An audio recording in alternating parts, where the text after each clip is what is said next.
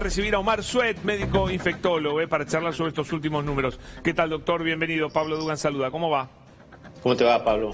Un gusto. Bueno, 75 muertos es un número récord, un número que nos impacta, la verdad, fuertemente. Me gustaría su análisis sobre eso. Bueno, era esperable que los casos fueran a aumentar, en el sentido de que cuando empezó el pico importante hace algunas semanas de 2.000 casos, la mayoría de estos casos eran gente joven y cuando hay un acelero importante de casos, después de estos casos, después de 3 semanas o 4, empiezan a aparecer los fallecidos de esos casos, digamos, ¿no? Porque hoy vemos los que se diagnosticaron hace 3 o 4 semanas, que se complicaron, quedaron en terapia intensiva y que se complicaron más y fallecieron. O sea, Omar, Entonces, que podemos ir a un promedio que esté, bueno, cerca de los 70, digamos, más o menos. ojalá que no, ojalá que no, hubiera pero sido 50, 60, pero bueno, no es irreal que podamos seguir viendo entre 50 y 70 casos esta semana, ¿no? De cada día, y eso es tristísimo porque representa, digamos, casos que podríamos haber, digamos, la idea sería pedirle a los porteños y a los bonaerenses que se queden en sus casas, porque sabemos que estas cosas pasan cuando hay muchos casos. Entonces, claro, tenemos que bajar este número de infecciones cada día. No es 2.000 personas por día, 2.600 personas por día, no debe ser una cifra que se vea como tolerable. Debemos intentar que sea muchísimo menos que esto. apenas llevamos 5 días de cuarentena dura, hay mucha menos circulación en la ciudad de Buenos Aires, eso se nota. Por supuesto que hay algún foco seguramente donde a veces no se cumple, pero en general parece que eso viene bien. ¿Cuándo empezaríamos a notar la caída de casos? Nosotros vamos a empezar a verlo a los pocos días que termine este periodo de cuarentena dura. O sea que después del 17, cuando se cierra, el 20, 21, ya va a haber datos debería de haber datos del impacto que esto tiene, porque se empieza a ver a partir del 10º, 12º día, ¿no? Entonces, hay que reforzar eso, hay que agradecer mucho a los argentinos, a la gente de Buenos Aires, digamos, de la AMBA y de la ciudad y de la provincia, y tratar de seguirlo sosteniendo lo máximo posible hasta que podamos empezar a ver Omar, eso el día 17. ¿Qué Sí. número debería, porque esto se discute bastante por estas horas, qué número tiene que tener en cuenta el gobierno para tomar la decisión futura de qué va a pasar a partir del 17? Si es la cantidad de casos, la cantidad de camas, la cantidad de muertos. Yo soy infectólogo, para eso hay excelentes estadísticos acá en Argentina, del Instituto del Cálculo, del CONICET, que están colaborando con el Ministerio, pero no es solamente un factor, son varios los números, ¿no? Por un lado es la tendencia, que tiene que ser una tendencia decreciente, tienen que empezar a bajar los casos. Por otro lado es el R0, que típicamente tiene que estar menos de 1, significa que se está achicando la epidemia. Y por otro lado también el tiempo de duplicación, la cantidad de la rapidez con la que evoluciona. Todos esos números tienen que empezar a bajar, y si bajan en forma consistente, eso significa que a los pocos días las camas se van a empezar a liberar más. Pero más que las camas, lo que es importante es que cuando uno tiene un número manejable de casos, es mucho más fácil hacer el foco y hacer la búsqueda de esos casos. El rastreo y aislamiento, ¿no? Claro, y de sus sí, contactos. Ahora, cuando vos tenés 3.000 casos por día, si tenés que buscar a 4 personas por cada uno, por lo menos, o 20 personas, como sería ideal, es imposible, no tenés... Omar, hay hubo un artículo muy interesante del New York Times para tirarle un futuro a la gente, hablar un poquito del futuro. Yo veo que hay 3 formas, a ver si entiendo bien, de que esta pandemia se controle. Con una vacuna, por lo menos hay que esperar a mitad del año que viene. Con un buen tratamiento, que todavía no se ha conseguido, cosa de que la gente se contagie pero no se enferme. Y después, esto que decía el New York Times, que es interesante, a ver si es un delirio o tiene algo de lógica, que es ir descubriendo, todavía tampoco se ha conseguido, pero ir descubriendo qué tema genético de sangre hace que una persona se infecte por ahí más que otra, e incluso infectado pueda desarrollar la enfermedad y no. Cosa de que el día de mañana, cada uno con un análisis pueda saber qué tanto se tiene que cuidar del coronavirus, si se tiene que cuidar o no se tiene que cuidar. ¿Eso podría ser algún día o es un delirio? Bueno, eso es medicina personalizada y hay mucha esperanza puesta en ese enfoque. No es tan fácil y básicamente que sea tan homogéneo en todas las partes del mundo la cantidad de gente que se muere, o sea, las características de las personas que se mueren, hacen pensar que esa predisposición a fallecer es bastante asociada al envejecimiento celular y al envejecimiento del sistema inmunológico. Entonces, por más que la medicina personalizada va a poder discernir un poquito más esa situación, en las personas que ya están en esa condición no va a ser una protección, ¿no? ¿Qué hacemos con esas personas? Si vos te haces un análisis mañana y te sale que vos tenés un riesgo altísimo de complicarte y morirte, si te infectás, ¿qué hacemos? Te guardamos Bueno, en me un cuido sótano. más. Me cuido más hasta la vacuna que el otro. Y es que hoy lo sabemos, hoy sabemos que cualquier persona mayor de 65 años, de 60 años, pero sobre todo a partir de los 70, y cualquier persona con diabetes, con insuficiencia renal crónica, con infartos múltiples o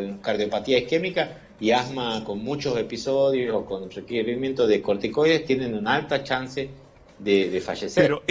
Pero esas personas morirían por tener el coronavirus más este problema que ya tienen. Ahora te pregunto a vos, ¿quién se infecta más? Porque yo estoy viendo un montón de casos de 3, 4 personas se infecta uno y los 3 tuvieron el mismo contacto. Vemos casos de una mujer o el marido de una mujer que está enferma y no se contagia.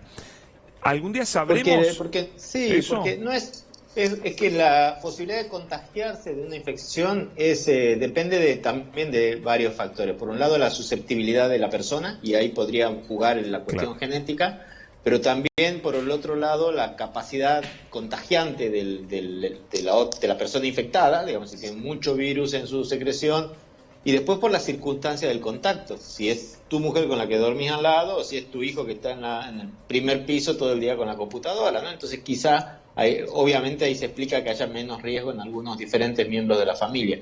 Entonces esa situación del contexto, la susceptibilidad y de la carga viral del inóculo, hace que no todas las situaciones sean similares. Entonces, es cierto que podría haber algún factor que sea protector en algunas personas, pero es poco probable que sea tan fuerte como para poder realmente apelar a eso, sí, que no va a ser una infección. Hoy sabemos que la gente que fallece es la gente que tiene el sistema inmunológico un poco más debilitado y a pesar de y parte del éxito en algún modo en Argentina de que la mortalidad esté tan baja comparado con Inglaterra o con Estados Unidos es justamente porque la gran mayoría de la gente mayor en Argentina ha tomado conocimiento de esto y se está cuidando, se sigue cuidando, sigue sin salir. Hoy fueron todas personas mayores, ¿no? Claro. Hoy fue todas personas mayores las que murieron, es impresionante la lista, ¿no?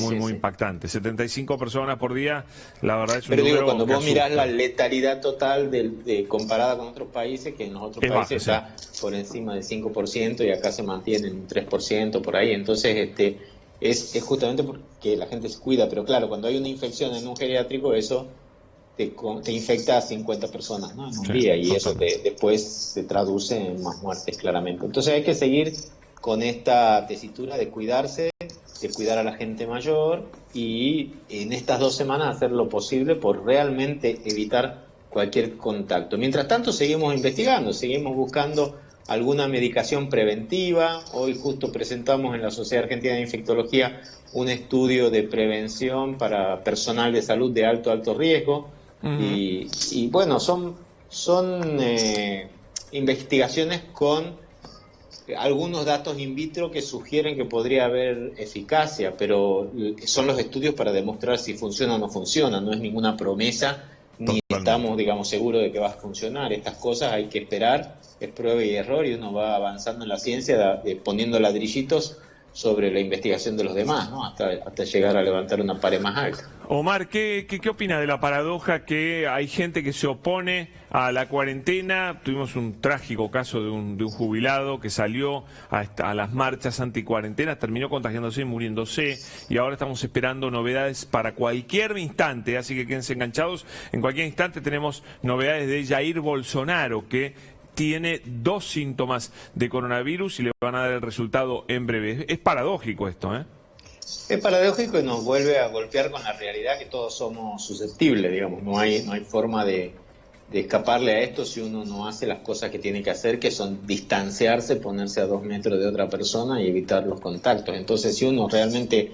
El primer caso fue el caso del basquetbolista que hacía chistes, que tocaba todo, que no se iba a infectar y fue el primero en infectarse, ¿no? Entonces, lo hemos visto ya varias veces, hemos visto esta situación varias veces y bueno, lamentablemente es trágico lo del señor que falleció. ¿Considerás peligroso hacer un discurso promotor de la anticuarentena, como están haciendo algunos?